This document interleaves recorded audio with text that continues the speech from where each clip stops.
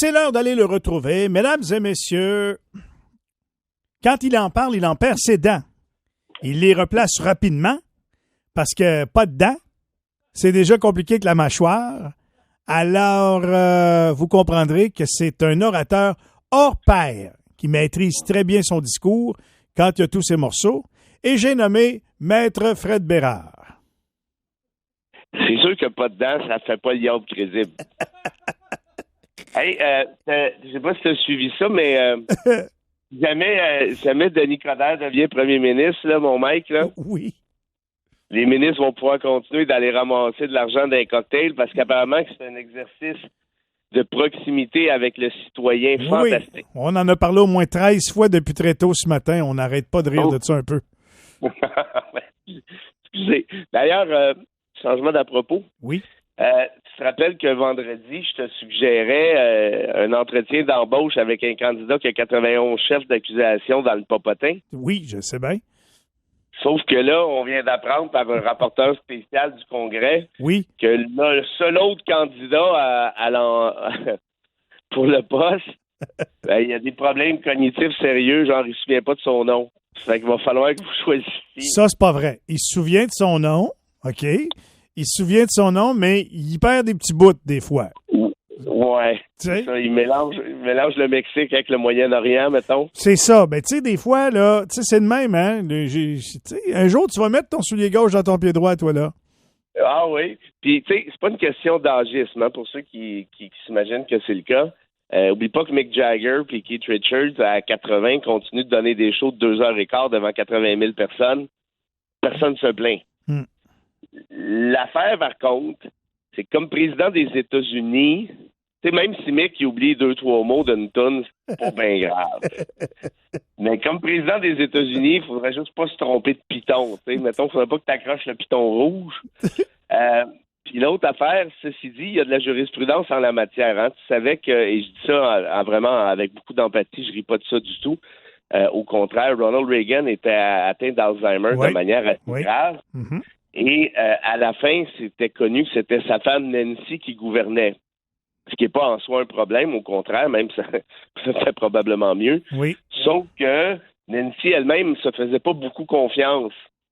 Ce qui fait qu'elle elle se grayait des services d'une cartomancienne pour décider de l'avenir des États-Unis. Ça va bien? Alors, c'est garanti comme je suis là. Alors là, la question, c'est de savoir, t'aimes-tu mieux Trump ou Jojo Savard? Moi, je prendrais Jojo Savard anytime. Mais rendu là, c'est une question de goût. Tabarouette. Il y a combien de monde qui habite aux États-Unis? Combien de personnes habitent les États-Unis, Fred, à peu près? Je dirais 340, 340. 330 millions, à peu près, hein? À peu près, ouais. Puis des 330 millions, les deux meilleurs qu'on a, là, c'est Trump et Biden. Pas pire, hein? Mais c'est parce qu'il ne faut pas oublier que les États-Unis ne sont pas une démocratie au sens fort. Bien plus une oligarchie, là.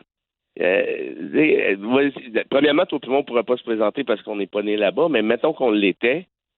À moins d'avoir 100 millions dans tes poches, là, tu ne vas pas te présenter aux États-Unis, là. Non. Ça va pas marcher, là.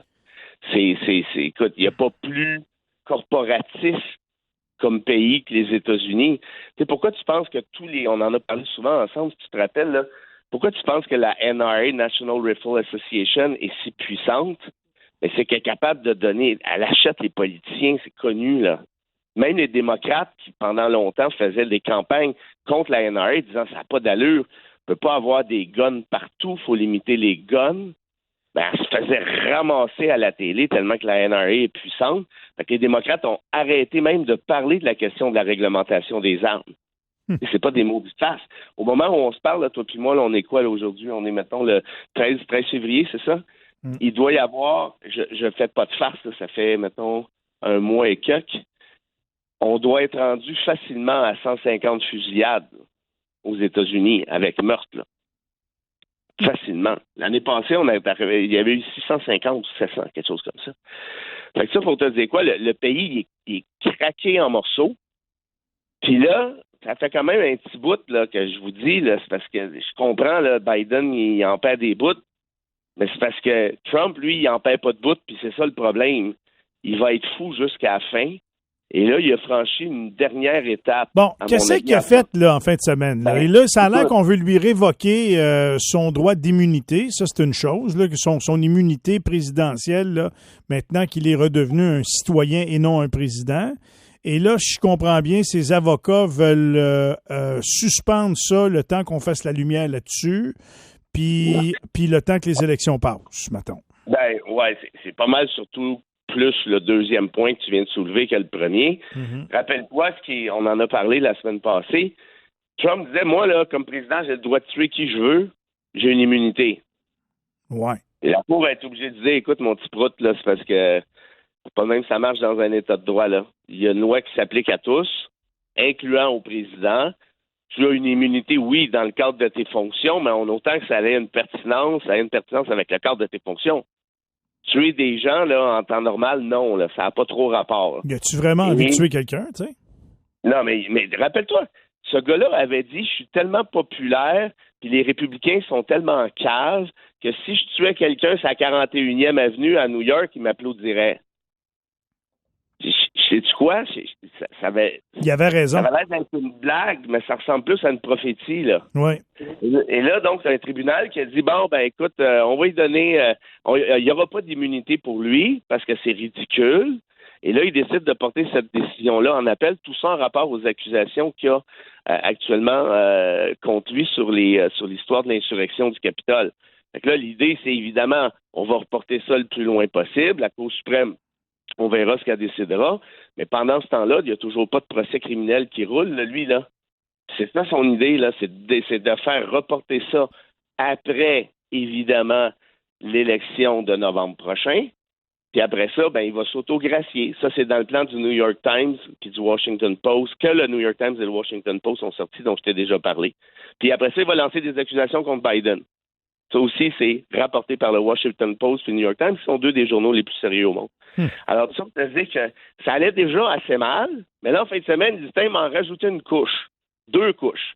On va faire des déportations massives d'immigrants. Et là, pour les États démocrates qui vont faire les chochottes, qui ne voudront pas nous écouter, c'est pas grave, on va envoyer nos soldats de la garde nationale des États républicains et on va les envoyer dans les États démocrates pour faire la job, même si le gouverneur des États démocrates refuse de. Fait qu'on va dire, toi, monsieur Fernandez, toi, monsieur X, toi, monsieur Y, dehors. Si ça commence pas à vous faire penser à ce qui s'est déjà passé dans les années 30, là, je ne sais pas trop ce que ça va prendre, là. Si la lumière n'est pas encore assez allumée, là, je pense que ça va pas arriver. Elle va pas allumer votre lumière. Allez changer la petite ampoule, là, parce qu'elle est brûlée, là. Vous n'êtes pas obligé de prendre une 100 watts. Prenez-en rien qu'une 60 pour commencer. Mais changez la lumière, là. Parce que là, on est en 1933. L'année prochaine, c'est 1934. Puis c'est là que ça commence à vraiment mal se terminer. Ça, c'est la première affaire qu'il dit. Je me dis, bon, il va finir par planter des sondages. Ben non, il ne plante pas des sondages. Parce que la société américaine est fracturée. L'autre affaire qu'il a dite, puis ça, je ne sais pas si c'est plus grave. Rendu là, c'est pas un concours, là. Mais s'il y en a qui disent, ouais, mais moi, je suis au Canada, là, puis, qu'est-ce que tu veux, il est fatigant, lui, Bérard, avec son Trump, ses États-Unis, je vais te poser aux États-Unis, qui me sac patience. Bon, ben, parfait. Là, je viens de trouver un élément pour vous intéresser, peut-être, parce que ça touche directement à la sécurité du Canada. Puis c'est pas moi qui le dis, c'est Trump lui-même. Parce qu'il a invité, mais imagine-toi, là, il a invité Poutine à attaquer les membres de l'OTAN. Puis pour ceux qui ne savent pas, le Canada est fait membre partie de l'OTAN. De l'OTAN, oui, tout à fait. Ouais. Puis Trump a même dit le mot Canada. Puis savez-vous comment ça marche, l'OTAN? Il y a une entente qui est signée, il y a un accord, et à son article 5, tous les membres de l'OTAN qui se font attaquer, ceci doit entraîner une riposte systématique de tous les autres membres de l'OTAN. En d'autres termes, tu attaques un membre de l'OTAN, tout l'OTAN est en guerre. Fait que lui est en train de dire, Poutine devrait nous attaquer, puis nous autres, les États, on regarde ça passer, puis on s'en fait pas avec ça. That's it. Exactement. Allez-y, let's go, payez-vous à la traite. Et là, tu sais, je te l'ai dit ça aussi, l'ingérence russe aux États-Unis, c'est connu, là. En 2016, il y a eu des rapports du Congrès américain là-dessus. Ce que je te disais aussi, c'est sorti ça aussi dans le Washington Post il y a une couple de semaines. Poutine finance le ralliement national, le Rassemblement national de Marine Le Pen en France, qui est première dans les sondages, et de loin au moment où lui, on il a parle. avantage à ce que les démocraties plantent partout là, dans sa planète. Voilà. Là. Ben voilà, that's it. T'as tout compris. C'est en plein ça. Fait que ceux là, qui appuient les Le Pen comme Bocoté et compagnie sont tous excités. Ben méfiez-vous de ces gens-là. C'est des petits fascistes en puissance. C'est ça qu'ils sont. Les démocraties occidentales, ils veulent les faire planter. Puis sais-tu quoi? Avec Poutine, ça sera pas si dur que ça. Mais au moins, Poutine, avant, il agit par en dessous. Hein? Tu vois, là, il place ses pions. Il a donné son entrevue à Tucker Carlson, machin. Mais sinon, il va de manière subrettiste, de manière subtile. Sauf que là, Trump, on le sait qu'il mange dans la main de Poutine. Ça, c'est connu, ça. Sauf que là, il vient d'en rajouter. Écoute, ça peut pas être plus clair que ça. T'imagines-tu, toi, recule il y a 10 ans, 20 ans, 30 ans, 40 ans. Un président des États-Unis qui invite la Russie à attaquer l'OTAN. En fait, qu'il ne l'invite pas, mais qu'il dit si ça devait arriver, nous autres, on ne serait pas contre ça. Moi, j'ai vu le mot invite. Ah oui? Oui. Parce Invite. que la chicane de base, c'est que Trump dit qu'il y a des pays de l'OTAN qui ne payent pas leur cotisation de manière suffisante. C'est 2 du PIB. Ça, c'est vrai. Mais tu penses que Trump est au courant de qui paye ci puis qui paye ça? Il s'en fout. L'idée, c'est de faire plaisir à Poutine puis lui donner une espèce d'autoroute. Hey, vas-y, qui tu vas attaquer? Pas pour rien que l'Ukraine voulait embarquer dans l'OTAN. Parce que, puis pas pour rien qu'elle veut encore embarquer dans l'OTAN. Parce que si ça avait été le cas, techniquement, ça aurait obligé une riposte de tout le monde. Tu sais, c'est sérieux, là, l'OTAN, là. C'est pas une blague. Or, là, tu as un président qui, évidemment, que les États-Unis sont le pays le plus puissant de l'OTAN, ça va de soi, qui décide de, non seulement on se fout de l'OTAN, mais en plus, let's go, mon Poutine, paye-toi à la traite.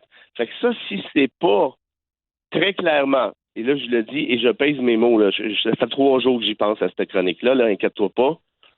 Si c'est pas une invitation formelle à la Troisième Guerre mondiale, je ne sais pas c'est quoi. Et plus que tu m'en parles, plus que je frissonne, parce que je suis en train de regarder, oui, effectivement, encourage Poutine à... Invite Poutine, tu as tout à fait raison. C'est terrible. Même si c'était pas invite ou encourage, ça serait déjà épouvantable. Mais oui. Là c'est la coche de plus, là. OK.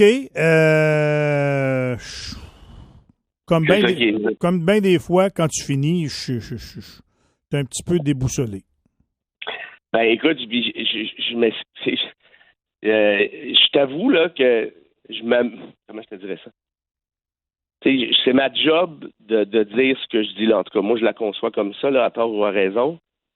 Mais pour une des premières fois ce week-end, j'ai fait wow. Là, c'est vrai. Wow. Parce que là, on n'est plus juste en droit interne américain. On parle pas juste de démocratie américaine.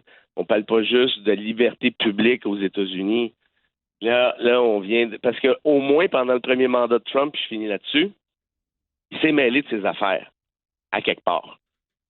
Fait que tu peux dire, la géopolitique, c'était le bordel, mais bon, il n'y a pas eu d'attaque de ci, de ça. Sauf que là, avec ça, sachant qui est Poutine, sachant ce que souhaite Poutine, là, je pense qu'on devrait tous être interpellés à 100 000 à l'heure. Une petite citation pour compléter, mon Fred? Ouais, elle n'est pas super cute, elle non plus, mais bon, je vais te citer du Nietzsche. Elle est bien correcte. Je vais te citer du Nietzsche, c'est un grand philosophe allemand, la volonté de puissance, qui a été mal interprétée souvent. Il faut lire Nietzsche une fois de temps en temps. C'est raide, mais ça fait du bien à quelque part parce que ça nous hisse vers le haut. Ainsi parlait Zarathustra pour ceux qui cherchent un ouvrage. C'est fort, Nietzsche. Et Nietzsche disait ceci. Je pense que ça s'applique assez bien, t'en jugeras. Plus les oiseaux volent haut, plus ils semblent petits à ceux qui ne savent pas voler. Ouais. Ça a bien du bon sens, effectivement. Bon, écoute, sur ça, je te souhaite quand même une bonne journée. Puis en beau câlin. espérant qu'on reçoive d'une tonne de précipitations de gros bon sens un jour, avant longtemps. Ouais, j'ai pas vu les forecasts prochains, là, mais en tout cas, on va se le souhaiter. Puis sinon, jeudi, ben écoute, on parle de hockey ou des tannants, hein, si tu veux. Pas de problème avec ça. On est dû. Salut Fred. Salut tout le monde. Bye bye. Frédéric Bérard. Wow, encore une fois ce matin.